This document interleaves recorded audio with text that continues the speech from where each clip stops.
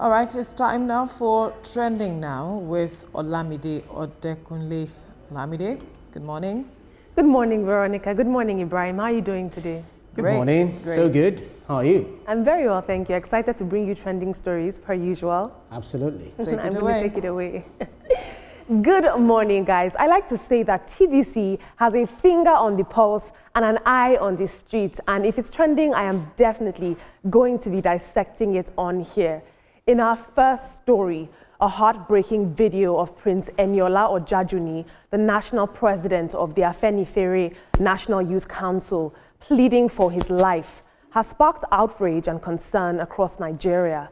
In the viral footage that circulated yesterday, Ojajuni is seen visibly distressed with a gunman pointing an AK-47 at his chest as he begs Nigerians to help raise the 100 million naira ransom his captors are demanding. Take a look at this disturbing video. Nigerians, help me. Your 100,000, 50,000, 1 million will go a long way to save my life. My name is Prince Eniola Ojajuni. God bless you. Aderomu, please help me to spread this video. My Nigerians, help me. Your 100,000, 50,000, 1 million will go a long way to save my life. My name is Prince Eniola Ojajuni.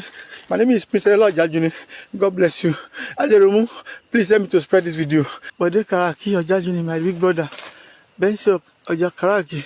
Badakunle Karaki, Ojajuni, sons and daughter, help me.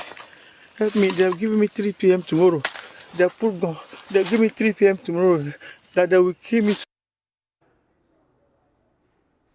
Now, according to him, as you saw in the video, the kidnappers have set a 24-hour deadline for the ransom to be paid, and they're threatening to kill him if the money isn't paid. Well, Nigerians have stormed social media, and they're now calling on the Nigerian police, especially the spokesperson, Prince Moye, on Twitter, as he's called, to Mr. Dejobi, to do something about this. This is scary, and he needs our help.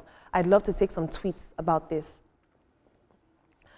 Jacob says, isn't it somebody's account that they're using to send these videos? They will know how to track influencer to his house. What's stopping them from tracking these criminals? See, and finally, Ruthie says, if it is Oyinbo people, they would have tracked the phone they used to send this video a long time ago. And finally, Wisdom says, the government can track and arrest seeking. They can track and arrest PIDOM. They can track Nnamdi to Kenya, but they cannot track kidnappers. And if I say the police are not proactive, some people will start to attack me. I think that we should give this some time. Who knows what the investigations have led them to and if they're currently in the field. In our next story, I don't have some good news for you guys. Unfortunately, MultiChoice has hiked DStv prices again, and Nigerians are reacting because this hike is going to take effect from March 1st.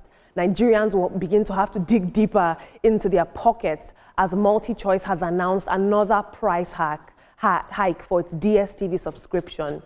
Now, subscribers on the DStv Premium Bouquet will now pay 44,500 naira, which is up from 37K we're paying before, while compact consumers will see their fees jump from 25,000 naira to 30,000 naira.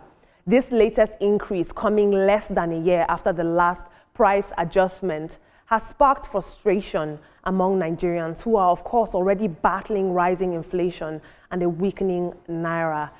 Social media is buzzing with reactions, and many are asking, at what point exactly does entertainment become a luxury that only the very few can afford? Veronica and Ibrahim, I would love to focus on this Afenifere story because this is very scary. It could be anyone at all who has a gun being pointed at them. We're seeing Evans, Evans the kidnapper, who is now saying he's born again. Who's now saying that he's born again and he's asking for pardon. And then you have victims like this who are clearly being distressed and go through immense trauma from kidnapping. Yeah. So I do not know how to approach this issue because, you know, we know that part of this administration's agenda is to fight insecurity, to ensure that they bring these kidnappers, you know, to their miserable end. Because how can you kidnap someone, regardless of the person's position, whether it's a youth leader of Afenifere or an ordinary person? I do not think is the right thing. So I believe that the Nigeria police, the security architecture, all of the security apparatus that we have will be deployed to save this distress, this man in distress, because it's not good if we have this, if we have his life taken away from him at the end of the day. Now, talking about the pay TV, I think this is where competition should come in. We should have enough competition.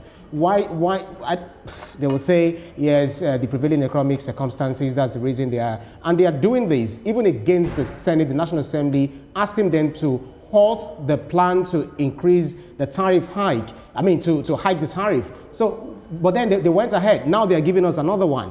I do not know, Veronica, maybe you can bail me out, but I think this is an effrontery. We should do pay as you go, not me paying 30,000 naira. After a month without power supply, the money fizzles into the air. They're able to do this because they have a monopoly on the market, as you're saying. I think that they are having a field day because we haven't, the Senate hasn't forced their hands to do the needful. Because if they have been forced to do the needful, when you have a directive and you did not adhere to that, you are now increasing the cost of subscription again. It's unfair to the consumers. It's unfair to those who are subscribers. What are you thinking about? I think the Senate and everyone that is supposed to take decisive steps and action with these people need to make them understand, force their hands to do this pay as you use. What did you pay as you go? Pay as you go package. It's important. They cannot do this in South Africa.